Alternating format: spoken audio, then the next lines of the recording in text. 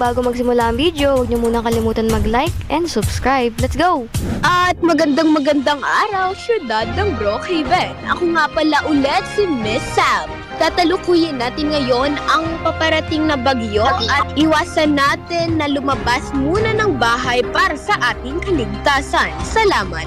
Uy! Grabe, may bagyo daw na paparating ang Emil, oh. Totoo ba yan? Di ata. Tignan mo yung labas, ang liwa-liwanag ang araw po. Ang init-init, oh. Kaya nga eh. Ayun Di pupunta pa naman tayo sa Boracay, di ba? Ngayong araw na yun din. oh. Makakapunta tayo araw-araw oh. Eh, sayang naman kung hindi matuloy, no? Tignan mo, araw-araw. Uy! Ano yan? Bakit? yan? Bakit may nagpapalit ng damit dito sa labas ng kalsada? Siguro mainit ka na kaganyan. Oo, ganun talaga pag mainit. Nagising natin yung mga bata. Tara. Nasaan na ba yung mga batang yon? Nabotsog.